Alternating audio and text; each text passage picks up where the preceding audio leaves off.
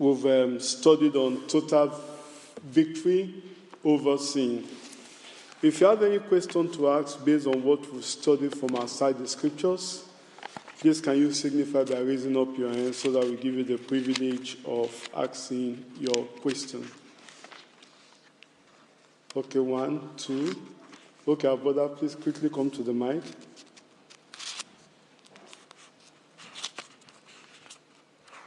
Praise the Lord.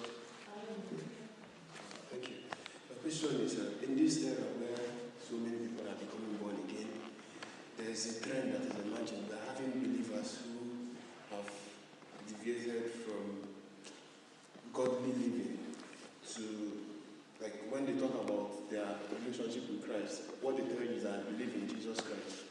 And they don't look at it from the aspect of their habits and daily living. So I wanted to ask, because from my own study, I found that the ticket to heaven is belief in Christ. So my question today is, what is the place of character in assessing heaven at the last day? Okay, the place of, in what way? According to scriptures, it says, if you believe in the Son of God, you shall not perish, but you will have everlasting life. Yeah. Which seems to have sponsored believers who say all that is needed is that belief, to profess that you believe in Christ. Okay. So my question is, what is the place of character in making heaven? Okay. Okay, that's from, you have people that say they believe, but their character doesn't match what they believe. Yeah. And what is the place of character to get to heaven? Okay, thank you. Our sister, please, can you come and use the mic?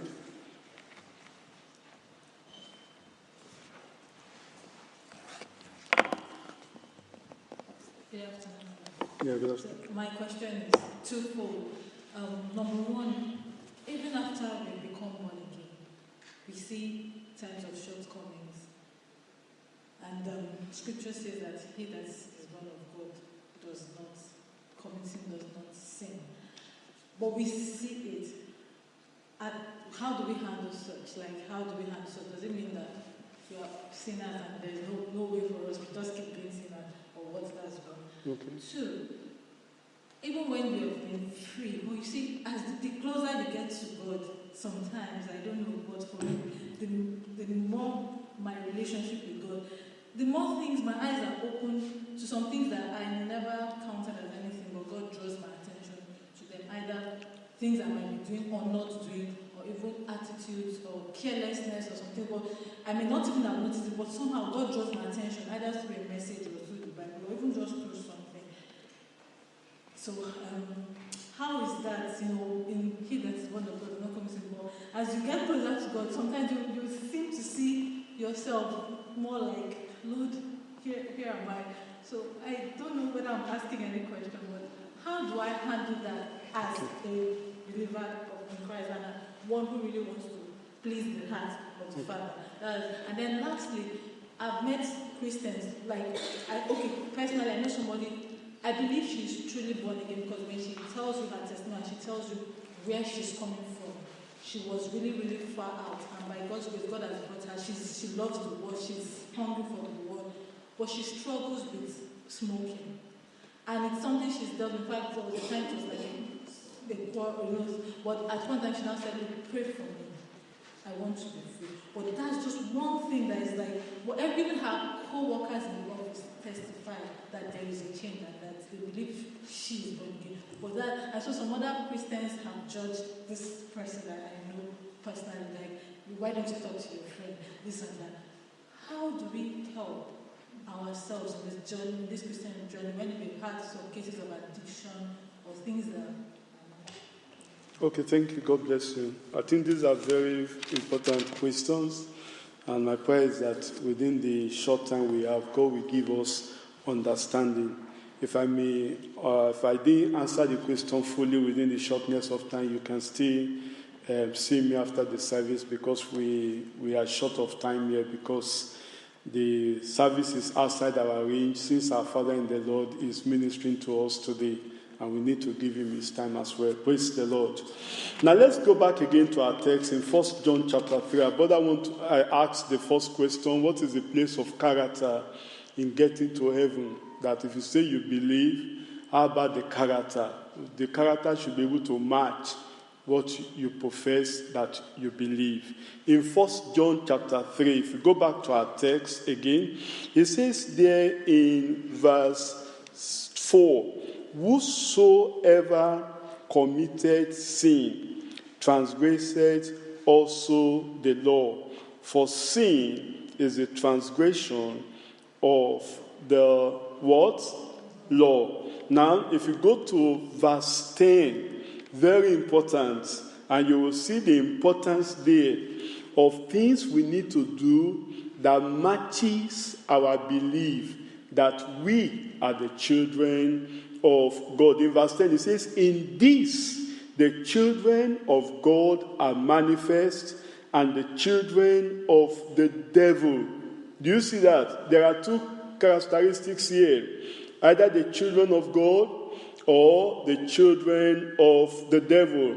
Now, what is the distinguish mark? What is the thing we use to distinguish between the children of God and the children of the devil? It says there that whosoever doeth not righteousness is what?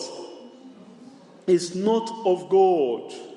Neither he that loveth not his brother. In fact, John the Beloved even went further to describe that righteousness for us as part of our righteousness, as part of our belief. There should be the love for the brethren. That's why he says, whosoever doeth not righteousness is not of God. But how do we explain this further in Philippians? If you open your Bible with me to Philippians, the epistle of Paul the Apostles to the Philippians, let me just read chapter 2, verse 15. Let me go to chapter 1 first. Chapter 1, verse 27. It says, only let your conversation be as it does what? Becometh the gospel of Christ. What it says there is that when it says the conversation there, it's talking about your character. It's talking about your manner of life. It's talking about your behavior.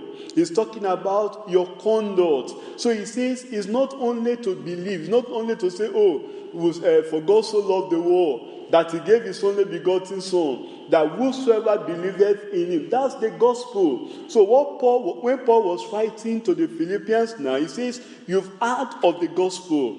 You've received the gospel of Christ. Now let your conversation, let your manner of life, let your behavior do what?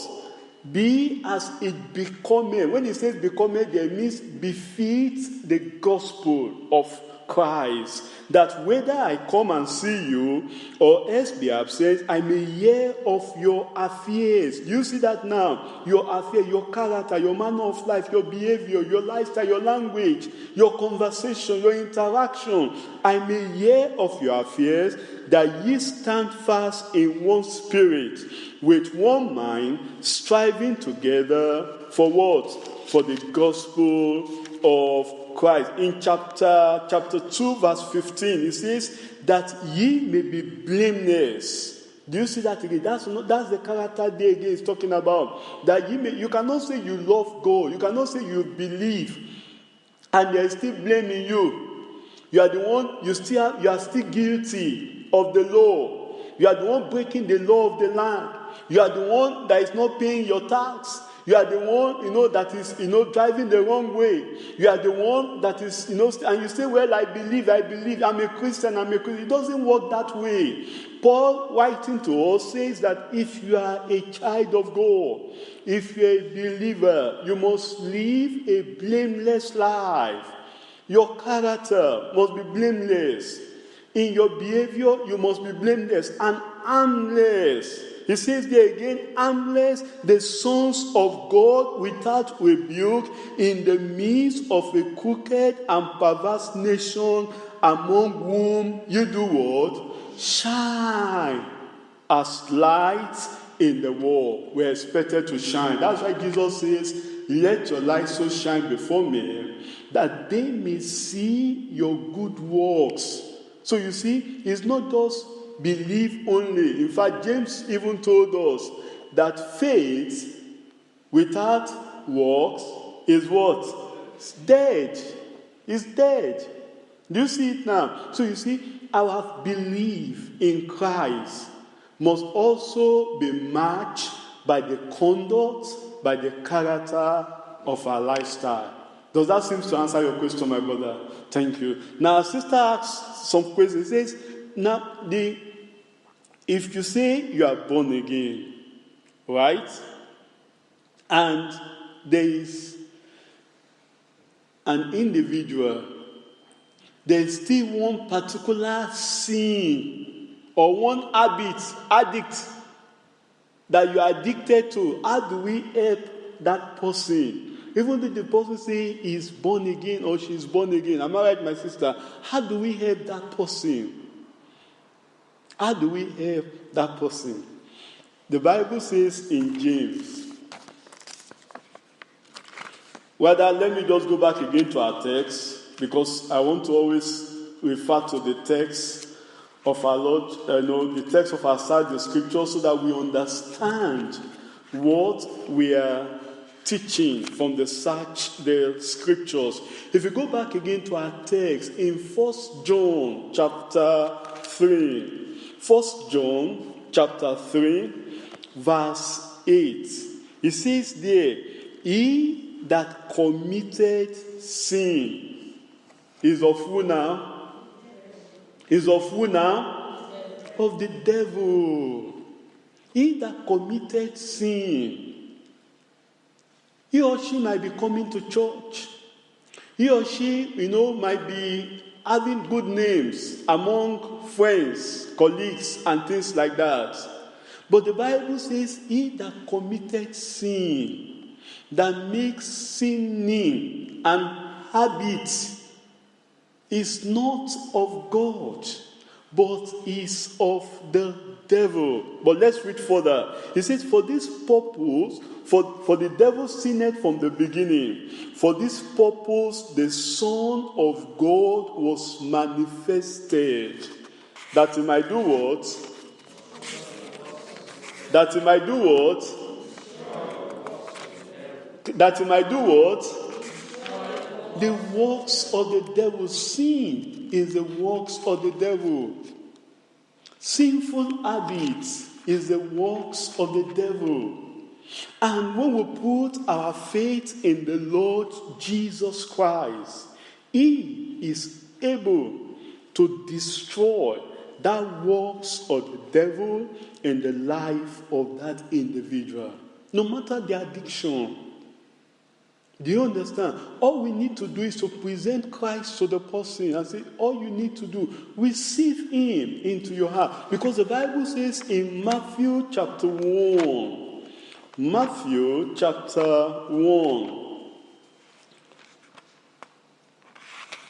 verse 21 of Matthew chapter 1, it says, and she shall bring forth a son, and thou shalt call his name who? His name who? Jesus, for he shall do what? Save his people from their sin. That's what Christ can do. Christ Jesus is able to deliver, no matter the addiction, no matter the sin, no matter that habit. All we need to do is to express our faith in the Lord Jesus Christ. And present it to that it is not by struggling. The mistake many people make at times is that, I have so many sins, but I'm dropping them little by little. I do this, I drop this one this time, I drop this one this time, but this single one, no, it is not. All we need to do is to bundle those sins and bring them to the cross. And Jesus is able to save. Like the song we sang today, will you be free from your burden of sin? There is power in the blood. Power in the blood. There is power mighty in the blood of Jesus. That's why, all we need is just for the individual to receive Christ and to believe and to receive him as Lord and Savior. And Jesus will save. That's the truth. I've experienced it in my own life. No matter the addiction, all you need to do, just come to the cross and receive Jesus into your life. Because there is not by works of righteousness. It's not by the good deeds. It's not by the good names. It is by the blood of the Lord Jesus Christ. And Jesus will save. Do you understand? There are many people out there that have good character, good habits, and they are still sinners. Because they don't receive the Lord Jesus Christ as their personal Lord and Savior. And for that individual to present it to him. Yes, Jesus told that young man that you are not far from the kingdom. Is that not so? That you are almost near into the kingdom. But he says this one thing. So there is still that one thing for that individual to do. To repent of it. To turn back. To turn her back to that sin. She's not far from the kingdom. Do you understand? She is near the kingdom. And all she needs is just to take the step of faith and say, I surrender it all. I surrender. Because if we don't surrender, then we'll still be committing those sins. If we are not willing to repent, Acts chapter 3 verse 19 says, repent ye therefore and be converted, that the times of refreshing. Let's see it together. These are the things we need. Because if there is no repentance, no willingness to do that sin, she cannot be saved. She must be willing. She must be willing to turn her back on that addiction. And Jesus will save. That's the truth. And if you look at it in Acts chapter 3, verse 19, because we need to understand that, this one sin, with God overlook it, there's nothing like that with God. If God cannot overlook the sin of the sinless one, Jesus Christ, God did not overlook the sin on him. Tell me, who do you think God will now overlook sin for? No. God cannot overlook any sin. Do you understand? That's why it says in Acts chapter 3 verse 19, repent ye therefore. It's important, repentance. It's still part of the gospel message, repentance. The sinners need to repent. The addicted, the one that is addicted needs to repent of that addiction, turn about and say, this thing, the things I used to do. Is that not what that songwriter says? I do them no more. That's the repentance there. And that's what we need to tell. That's the gospel we need to present to that individual. And the Lord will save her in Jesus' name. She's not too far from the kingdom. Do you understand? She is near the kingdom. All it does require for her is just to take this step of faith, repent of that sin, and receive Jesus Christ that is able to save her from that addiction, and she will be free in Jesus' name. Do you understand? The other question is, the more I get nearer to God, the more I see my sinfulness. That's the beauty of the Christian life. Because if you don't understand the Christian life that way, my brothers, my sisters, you've not started the Christian life. Because that's the Christian life. The more you get nearer to God. No, if you think, because I'm sanctified 20 years ago, that sanctification is okay for me. There's nothing like that in the Christian life. The more you get nearer to God, the more you see your inadequacy, the more you ask for more grace, the more you ask for more righteousness, that's the beauty of the Christian life. Do you understand? It's not that you're a sinner. No, it's the beauty of the Christian life. Look at our first mommy in the Lord. When she was to die and went on to glory, what was the last song she sang? I'm asking us. Do you remember? I was once a sinner. Is that not so? And I came. Do you want to tell me that at that time she was singing that song, she was a sinner? No, but because she saw the glory. Because if you don't understand that of your Christian life, because what does the Bible says in Micah chapter 3, we need to understand what God requires from us as Christians, as believers. Look at it in Micah chapter 3, verse 8. What did the Bible say? But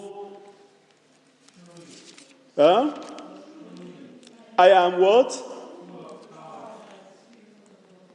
To do what? Full of power by the Spirit of the Lord, and of judgment and of might, to declare unto Jacob his transgressions and Israel his sin. Actually, what I was looking for is in, he has shown the old man what the Lord requires from you. Chapter 6, verse 8. He has shown the old man what is good and what does the Lord require of thee. But to do what? Justly. And to do what? To love mercy. And to do what? And to walk humbly with our God. You must recognize that's what the Lord has. If you want to walk with God, it requires humility. A proud person will not get to heaven. The one that says, I'm sufficient of myself. That was what happened to Lucifer. Remember? Lucifer said, I think I'm like God now. And when God saw that, immediately God drove him away from heaven. That you are sanctified. That you've got the nature of God in you should not take away humility in your heart. Do you understand? The more you see the glory, that's the beauty of the Christian life. The more you see the glory of God, the more you desire for Him. What did Paul the Apostle say? Do you know Paul the Apostle? Can I tell you, this is somebody that I've saw the third. I was telling somebody, I think it was a day ago, 2 days ago, that Paul, he saw the third heaven. We've not even seen the seventh heaven. And yet that man, he said, that I may know Him. He was still saying that I may know Him. Paul, we thought you've known Him already. Paul, we thought that you, the apostles of the Gentiles, we thought that you are there already. He says, no, I'm not yet there. I still keep my body under subjection. I still run. So we must not get to a level in our Christian life where we think that we've got there. We are not yet there yet. Do you understand? As long as we are still putting on this mortal body, as long as we are still on this side of eternity, we must desire for more. More about Jesus, more of His righteousness, more of His holiness, more of His beauty, more of His glory. That's how we can go far with God. That will make us to always remain humble under the cross. Do you understand, my sister? That doesn't mean that you're a sinner. Do you understand? I always tell believers, if you cannot sing the song of Zion again in your life, check up your life. If we are singing, will you be free from your burden of sin, and you are singing it as if, it's for the new convert, check up your life. Pride is coming in. Pride is coming in. Do you understand? If we don't appreciate, if in your life you are not appreciating the cross, you are not appreciating what the blood of Jesus every day in your life, check up your life. Pride has set in. Because there's no level you get to in the Christian life that you've got it all. You've got no level. Until we put away this body of sin, we must continue to long after His righteousness and remain humbly under the cross. Does that seem to answer your question? Let's rise up and commit ourselves to the answer of the Lord in prayers. My brothers, my sisters, you want to examine yourself today? Lord, help me. Ask for the grace of God. There's no level you get to in your Christian life. that you think you've got it all. Tell the Lord that the Lord himself will help you. His grace will be sufficient unto you, my brother. His grace will be sufficient unto you, my sister. And our profession must match our possession. Our character must match our belief. Let's commit ourselves that the Lord himself will help us, that by his grace and power we'll live that life, will remain under the cross of the Lord Jesus Christ.